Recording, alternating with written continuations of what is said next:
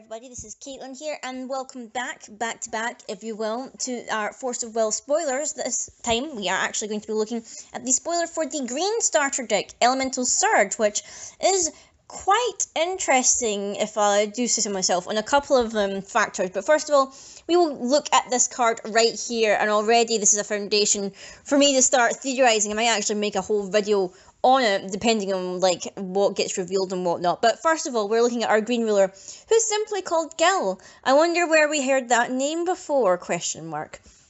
Well, his judgment is 3, so it is 2 wind and 1 void. He obviously has the energize for wind, because he is our wind ruler.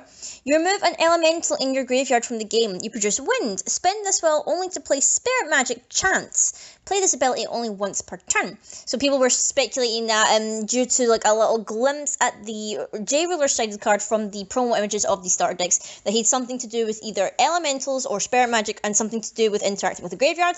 Well, this seems to be the mechanic that he's going to be using. He also has an ability where you can tap him, search your deck for a card named Gentle Breeze Elemental, reveal it and put it into your hand, and then shuffle your deck. So he's got a similar ability to, was it Shayla, who could tap and search for a specific card from the deck, so that's interesting. He's obviously got the sealed ability down here, which right now we don't know what it does currently, but I imagine it'll be something in the same light as the Pandora that we saw previously, who had her ability unsealed. So, interesting. Probably something to do with elementals or spirit magic, I would think. And at the bottom here it says, inside the boy's heart slept a great ambition. So, funnily enough, this is a white/silvery-haired young conjurer guy who has the name Gill. No either first or surname, so this is literally just Gill. Very, very interesting. When he flips over, he becomes Gill the Gifted Conjurer. And, where have we seen magic that looks similar to this before? I wonder.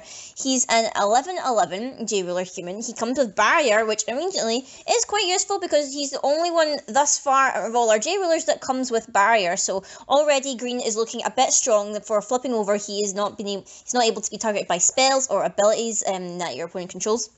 You can remove an elemental in your graveyard from the game, and you produce wind to spend the spell only to play Spirit Magic Chance. Play the ability only once per turn. So instead of it being only on your turn, I believe, it is now on once per turn, so you can do it on your opponent's turn as well. Other than that, he doesn't really do anything else other than sit there as an 11/11. He has that ability, and that's basically it. But he is probably one of the better rulers to flip over, because obviously he has that barrier. He's good enough there, and he can be a decent attacker. And at the bottom here it says, alright, I guess I'll give it a shot. So this is really interesting. I'm curious to find out more about Gill, the Gifted Conjurer, so I have a couple of speculations I want to talk about, but maybe not in this video, because we are just talking about spoilers and whatnot. I might make a separate theory video about that at a later time, maybe next week or whatever, for next week's video. But going on to our next spoilers, we have Cecil Letelil, the Elven Prince, who's a 5 cost, who looks like we'll be getting some more elves back into this cluster, so it seems like elf isn't a resonator type that's going to be going away anytime soon. Whether or not they will meld very well with Lapis cluster elves, we'll just need to wait and see. But he's a 5 cost, he's a 1000/1000. You may pay 1 less to play this card for each elemental in your graveyard, so that already works out quite well with Gill's ability and whatnot. Elemental resonators you control gain 200/200, which is pretty nice.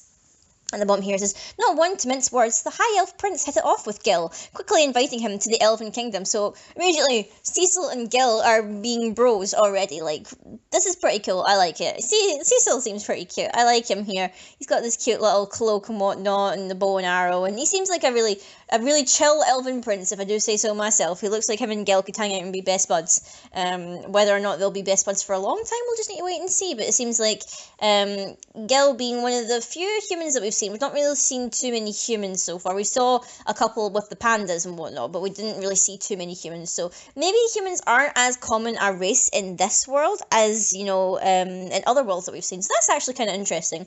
Next up, we have Elven Guide, who is a 2-drop. It's 1 wind and 1 void for 600/600. When this card enters the field, you look at the top 3 cards of your deck, put 1 from among them in your graveyard, and the rest on the bottom of your deck in any order. So this would be a good way to try and help get your Elven Prince out, because if you chose to stick an elemental in your grave, obviously that's helping reduce the cost of the Elven Prince, and you can put them in the order in the bottom of your deck. So it's kind of helpful to mill through your deck, obviously get a couple of elementals into your graveyard so that you can use all the kind of shenanigans with them later on. In the Elven Forest, it's easy to get lost, so you'll want to know what's up ahead. Hence why you would want this fabulous-looking guide who's, jerking his thumb out and like, yo, we're going this way, dude. You wanna keep an eye out on where you're stepping here. Next up, we have the Gentle Breeze Elemental, which is a quick cast, 1 drop, 1 wind. It is a chant slash spirit magic slash elemental, so it counts for both spirit magic and as being an elemental, so it works out very well for Gill's ability. It's basically you draw a card, so you may play this card anytime you have priority. Obviously, that's what quick cast is. And basically, it's just a net gain. You just pay 1 and you are drawing a card, which is very, very simple. Very, very helpful for green. Green obviously likes to draw cards just as much as, like, I think blue is also usually quite good for drawing cards, but green likes to draw cards as well. Not really much else to say about this card other than the artwork looks rather weird. I'm not too sure what's going on here. It is rather bizarre. Next up, we have Guardian of the Portal, who is a 2-drop resonator, 2 wind for 600/600. She is an elf. She's a very pretty looking elf. You rest another recovered resonator you control. This card gains 100/100 until end of turn. So, a little bit of a strange one there. Not too sure what to think. This one could work quite well with previous elf decks and whatever. So with feasting tokens and everything like that. This one doesn't seem too specifically engineered for the elementals and whatnot. But I could see this being used in like other elf decks and such. And at the bottom here it says, to pass through the portal to the Elven lands, you'll need the Guardian's approval. So seems like these Elven lands are protected and are within like a portal realm or whatever. Or like the only way to enter is through the portal. So I guess that's why this rather suave and lovely looking lady here is keeping guard. Very, very nice. Next up, we have Leaf Fighter, a 1-drop resonator, is 400/400, and I don't know why, it makes me think of either a Pokemon or a Digimon. I'm not too sure why. I guess that's kind of good, because it's like good creature design. I don't know, I think it's just the motif on the head or whatever that makes it look like a leaf. It kind of makes me think of like Roselia or something like that. It really doesn't actually do anything. It is just a vanilla elemental, so I guess it's just like kind of cannon fodder for your ability and whatnot. And the kind of flavor text here is Gill's magic was founded upon using elementals as a catalyst, or as catalyst. So not quite sure whether he's sacrificing the elementals or he's like working in conjunction with them. I hope he's just working in conjunction with them and he's not killing these precious little things, like this precious little leaf magician who's looks like someone just found like a bush and stuck googly eyes on it. This is honestly, it's like the most bizarre artwork I've ever seen. It's kind of adorable at the same time in a strange way. It's a 3-cost resonator, it's 2 wind and 1 void for 700/700. It's an elemental as well. When this card is put into a graveyard from the field, you draw a card. So another way of getting your card draw, another way of getting elementals into your graveyard to help out, bring out your Prince Bro, to remove from the graveyard or whatever for Gill's ability and everything like that. Leaves dance in the air as they fall to the earth. Ah, so whimsical and green. Next up, hey, look, it's another human, so we're not all totally void of humans. We have the Travelling Trader, another 1-drop human.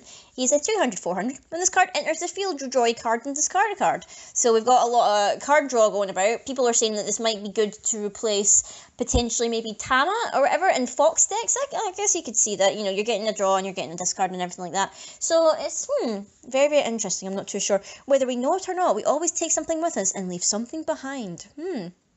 Quite ominous there. And this trader has got like quite the snazzy pipe there. It's very, very nice. He seems to be in some deserts area. Maybe he's heading to the mountains of Mount Hwell? Who knows? Next up, we have Tree Root Sprite, and this thing looks like it's seen some things. Look at its eyes. Its eyes are like just tiny little beads. It's just like, I've seen some things, man. You don't even want to know. It's a 3-drop resonator, it's 1 wind and 2 void, 800/800. It's a fairy, not an elemental, so don't get that mixed up. When this card enters the field, you choose one. Destroy target non-magic stone, non-J/resonator entity, or search your deck for an elemental and put it into your graveyard. Then shuffle your deck. So it's like, choose one. So it's like, oh, okay. So you're either destroying the thing or you're searching your deck for an elemental and putting it into your graveyard. I'm surprised why they're calling it an entity, which is quite curious. I'm not quite sure if they mean, so obviously not a magic stone, not a J/resonator. So it would have to be either a addition or it would have to be, maybe it's referring to the gems, because obviously I don't think this refers to counters, because counters are like a different thing in particular. But I do believe they were talking about how there may be cards that are coming out that can affect, say, the panda's gems. So I'm not quite sure. I need to get confirmation on that, but maybe this could target a panda's gems. It feels, from the wording of this, it feels like the only thing it's destroying is a addition or the gems or something else entirely. Because it's like, what else can this destroy then? Because it's destroying non-magic stone, non-J/resonator. So the only thing it could target would be additions, which is very, very odd. I'm not quite sure what that means, but I guess we'll find out. It's an interesting one. Interesting. It's at least 800/800, so, you know, it's decent stats for its cost and whatnot. The artwork is curious. Whether it'll take root or not away seems to depend on the fairy's mood. Okay. Next up, we have another quick cast. We have a chance spirit magic called Vanish. It's a 3 cost, so quite hefty for a quick cast one here, but you're just cancelling a target spell. So more cancels, more, you know, if this is like you're kind of like severing winds, but you gotta have to pay the cost of, well, it's like not a 4 cost, but still quick cast and whatnot, you're cancelling things. So maybe if you don't have a severing winds in your hand yet, you can pay the 3 and be like, yo, I'm cancelling that, but very, very interesting in this, like, that spell wasn't such a big deal. Oh, Gill, you are so confident in your magic skills. Next up, we have Winds of Vitality, which is another quick cast spirit magic. It is 1 cost this time. Target J/Resident gains 600 until end of turn. So this is kind of like a vanilla-ish version of, say, Rapid Growth. Obviously, it doesn't have Remnant, but you're getting 6/6, which is decent for a 1 cost. And it's quick cast, so very, very nice. An Amplification magic that is difficult for the enemy to detect. Very, very, very, very, very curious. Next up, we have the Special Magic Stone for the starter deck, which is the Spirit Stone. And oh my gosh, this artwork is actually very, very nice. I am not going to lie, it is very, very pretty. I'm wondering what all these statues and that is. Like, it's kind of weird how this stone seems like it's being, like, consumed by this tree here. Kind of reminds me a little bit of Yggdrasil a little bit.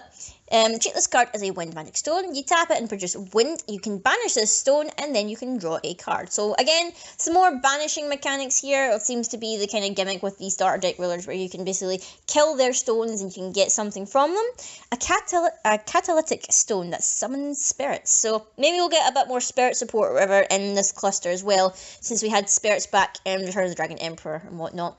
And finally, we have the Wind Magic Stone, looking very nice. We've got, like, I'm guessing some kind of elemental / fairy kind of guarding it. It looks like it's being, like, eaten or being consumed by this tree here. Not quite sure what's going on here, but it's a very, very nice looking card. So that is being that these spoilers are for the green starter deck. Very, very interesting. Let me know, guys, what you think of this. And I'm going to be making a video probably about the reveal of this ruler's name being Gill. I think it brings a lot of things into question, and I've got a couple of things to talk about. Whether I'll be right or wrong is up to speculation. But I hope you enjoyed these double spoilers, guys. Be sure to join us on Friday. I believe Friday, or is it Saturday? I'm not too sure. We'll have a video out on Friday anyway. Might not be the spoilers, might be something else. But until next time, guys, I will see you all later.